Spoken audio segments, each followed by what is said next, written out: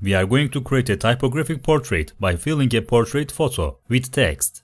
And we are going to do it with Photoshop. All we need is a portrait photo. First of all, I need to cut out this portrait photo from the background. You can do this one by one with the lasso tool or the pen tool. I will do it with Photoshop's quick cutout tool to save time. I select this tool first and I click on the select subject button.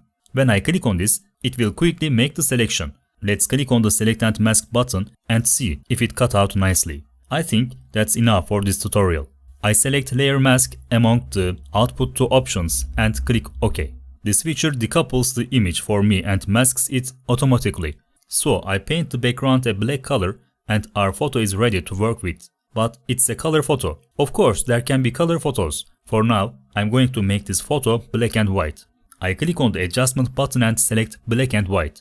It created a new layer here. The special thing about this layer is that it makes the images below it black and white. Look, the photo is now in black and white. Now I need a text. It can even be lorem ipsum text. It can be any paragraph of text. I select the text tool on the left side. I select an area like this and paste the text that I found or copied from somewhere. Now you see the text here. We can edit these texts. But for that, we need the character panel. It is not visible here at the moment. If you don't see it either, make sure that the character option under window is selected. You can see it here. And through this character panel, we can edit the text.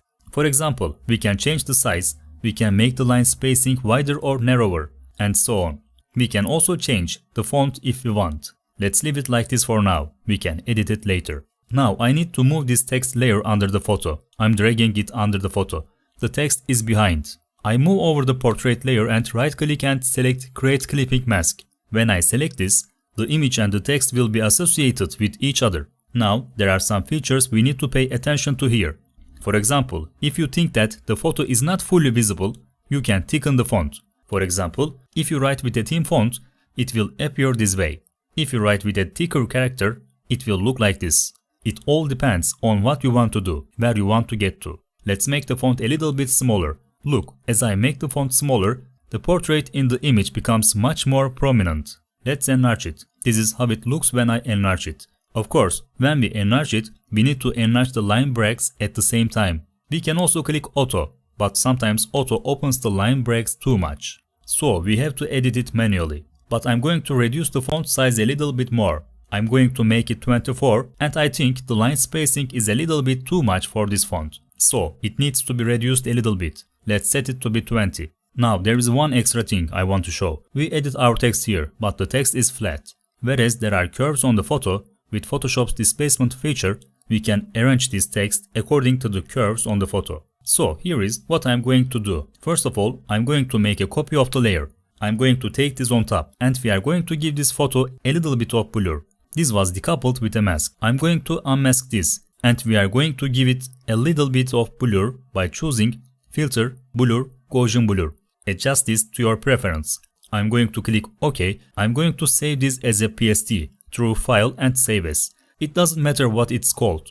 I'm going to save it as displacement.pst. I click Save and now my image is saved. I don't need this layer anymore, so I can delete it.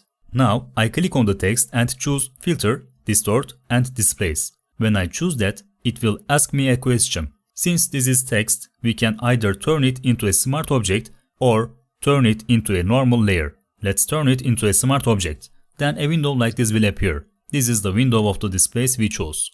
It might look 10 to 10 to you. You can try this and make it look better. You can lower it, for example 5 by 5 or 2 by 2. For now, I will leave it at 10 and click OK. Then it asks me to select the displacement.pst file we just created. I select it and click the Open button. As soon as I selected the displacement.pst file, the text tries to adapt itself. It may look a little dark. Let's make it a bit more visible by turning on brightness and contrast.